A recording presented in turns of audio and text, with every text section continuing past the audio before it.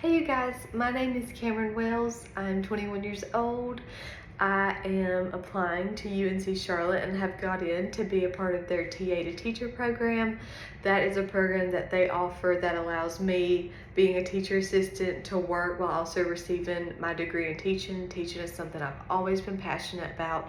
Since the time I was little, I remember being in first grade and you had to pick a career you wanted to do and you had to write about it and draw a picture, and then we got to dress up and I always picked a teacher, and I remember that day was my favorite day because of the fact my teacher let me wear her sweater and her badge, and I just felt so excited about being a teacher because she made me excited about being a teacher. She was such a good role model for that. A little more about me is I'm currently a kindergarten assistant at Springmore Elementary for Cleveland County Schools. I was a fourth grade assistant at Forest City Dunbar in Rutherford County, and then I switched over to Cleveland, and it has been a great experience. I loved being in fourth grade. I really grew a passion for older kids, and then as I moved into kindergarten, I realized, wow, I love them too. So right now I'm like, I don't even know, do I want to do upper levels or lower levels? I don't know yet, but I've really learned so much from being with both age groups because they both are demanding in a good way and they want so much from you, and it's amazing to be able to help and guide along their path, even if it's just a little bit that you're sprinkling with them.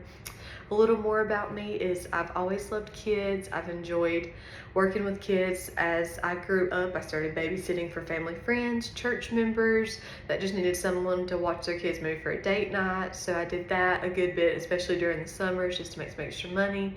As I went into my senior year, I got a job at a local daycare and I worked as a floater there, working afternoon shifts to take over for the main teachers. And as I graduated, I ended up taking over their infant one room, and I had 5 babies all by myself. And a lot of people were like, what? And it was such a blessing. And there were some days that were very hard, but there was days where I just walked away receiving so much, and I feel like I learned so much to be able to apply that into my teaching degree. And so after that journey, I was there for over a year, and then I decided that I wanted to just get my foot in the door in the county schools. And so I applied as the on-site sub, and I began subbing K through 5th.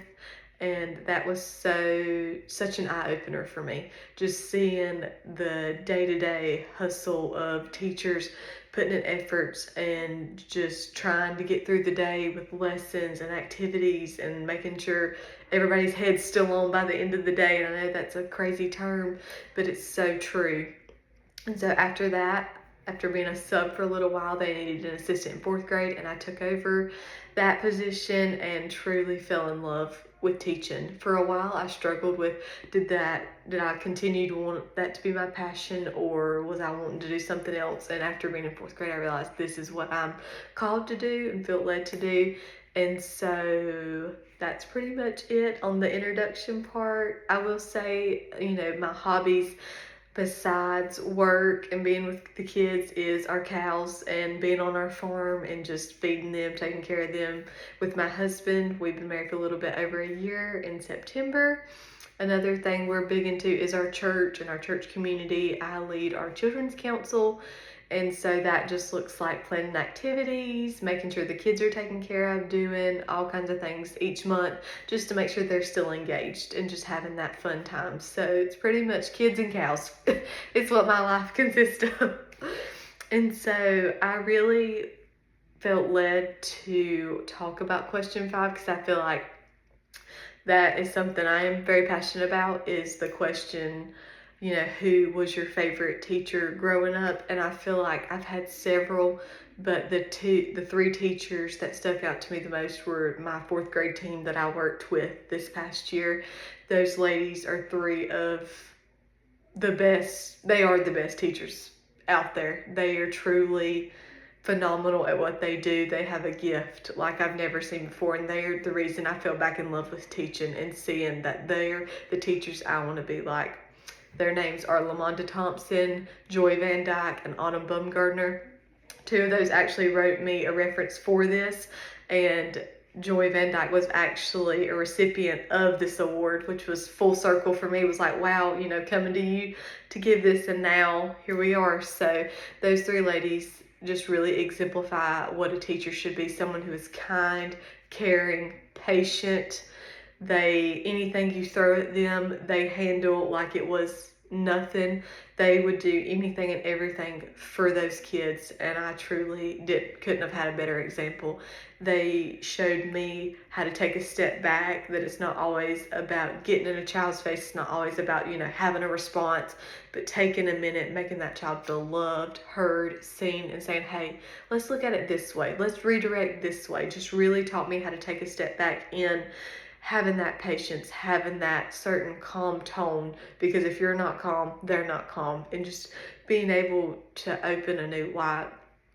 In that grade level, we had a lot of kids who had different things going on mentally, physically, emotionally, and just every day you never know what you were going to get. One day a chair could go flying across the room, or somebody's ripping up their work, and they just really showed how it never ruffled their feathers. It really just showed, hey, we're going to take what we take, we're going to be okay, and we've got this. And they truly are the best examples, and I hope to take that into my classroom. I hope to take that patience, that love, that grace that they showed, and just most importantly, how phenomenal they taught, how they met a child where they needed, whether it was modifying work, or just saying, hey, why don't you go out in the hallway and work and just have some quiet time, or go across the hall and work by yourself. And also just being able to say, hey, great job for doing this today, get you a piece of candy. As simple as that. They just really showed me the kind of teacher I want to be, and it's just to be just like them, honestly. So the other part of the question was, what would I want people to say about me, my students, after retiring? And it's just, Miss Wells was someone who loved me, who met me where I was at, who never gave up on me, who gave me hope. That's the legacy I want to leave, is someone who never gave up on them, someone who loved them, who cared for them, all the things in that level.